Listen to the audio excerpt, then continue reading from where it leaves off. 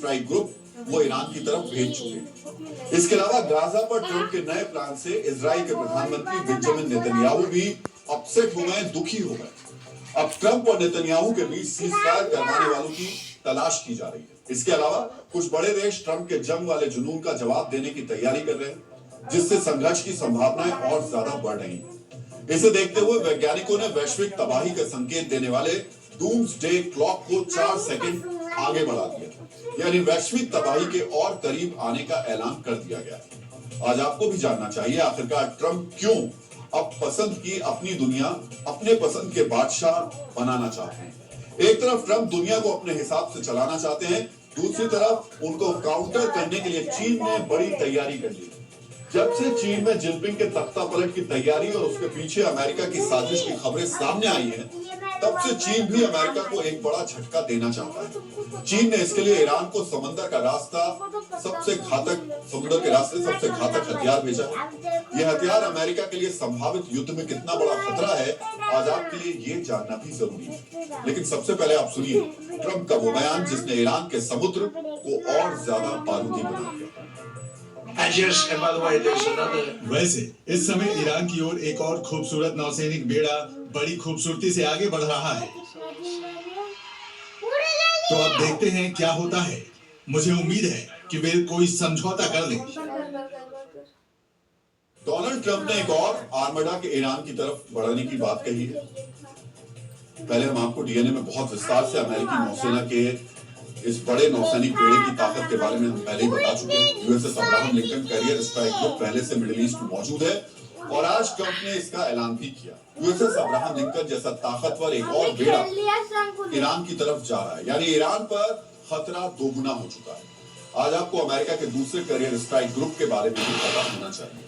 America के Iran पहुंचने वाले दूसरे कैरियर स्ट्राइक ग्रुप का नाम है यूएसएस जॉर्ज डब्ल्यू बुश, जिसका नाम अमेरिका के पूर्व राष्ट्रपति के नाम पर रखा गया है। ये कैरियर स्ट्राइक ग्रुप भी लगभग 90 फाइटर जेट्स को साथ लेकर चलता है। एयरक्राफ्ट कैरियर के अलावा इस बेड़े के साथ भी टॉम हॉक क्रूज मिसाइल से लैस युद्धपोत और परमाणु सबमरीन मौजूद रहते हैं। ऐसे कैरियर स्ट्राइक ग्रुप किसी देश की पुरानी सेना को अकेले तबाह कर सकते हैं। सोचिए अकेले ये किसी देश की सेना को तबाह कर सकते हैं। और अब ऐसे एक नहीं 2 तैरते बेस ईरान के पास तैनात रहेंगे। इस खबर के साथ ट्रंप ने ईरान को एक बार फिर से डील करने की धमकी दी। यहाँ पर डील का मतलब सरेंडर से है, यानी अमेरिका की सारी शर्तों को मानने से। आज आपको भी जानना चाहिए अमेरिका को ईरान के पास दूसरा एयरक्राफ्ट कैरियर क्यों भेजना पड़ा। इसकी सबसे बड़ी वजह है मिडिल ईस्ट के मुस्लिम देश, जिन्होंने ईरान पर हमले में अमेरिका की मदद नहीं करने की रणनीति बनाई। हमने कल आपको डीएनए में बताया था किस तरह यूएई के बाद सऊदी अरब और कतर जैसे देशों ने साफ कर दिया ईरान पर हमले के लिए वो अमेरिका को अपने देश के एयरबेस इस्तेमाल नहीं करने देंगे। इस ऐलान के बाद ईरान पर हमले की अमेरिकी क्षमता काफी कमजोर हुई।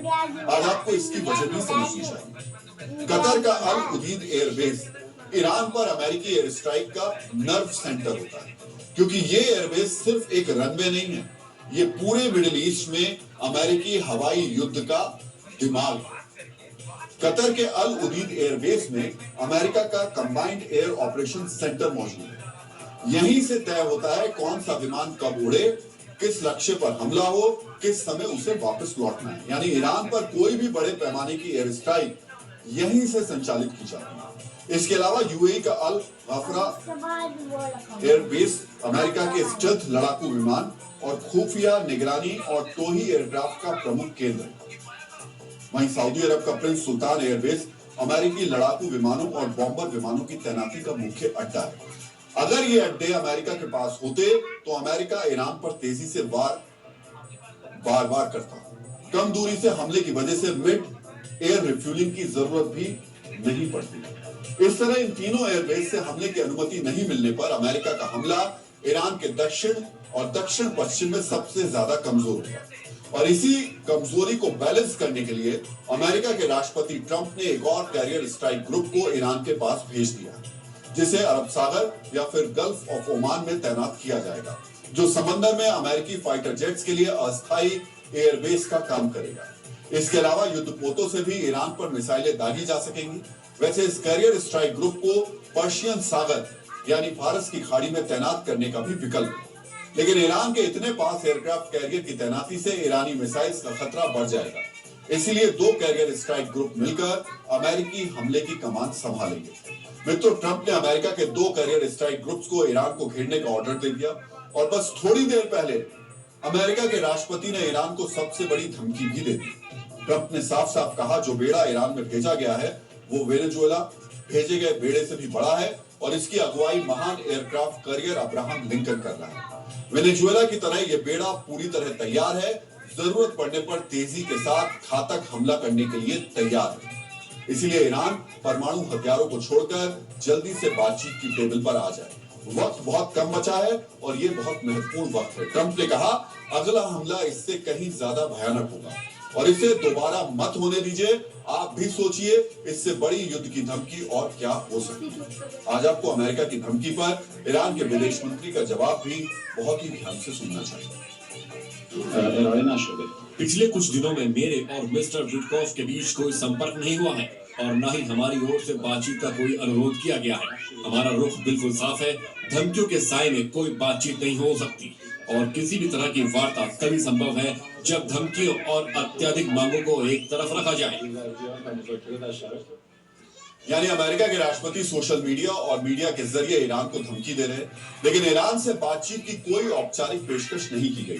ट्रंप धमकी दे रहे हैं, परमाणु महत्वाकांक्षा को छोड़कर ईरान बातचीत करने नहीं आया तो भीषण हमला करेंगे। दूसरी तरफ ईरान ने कहा है, ट्रंप धमकी देंगे तो वार्ता संभव नहीं है। दोनों देशों का रुख बता रहा है, मिडिल ईस्ट में जंग का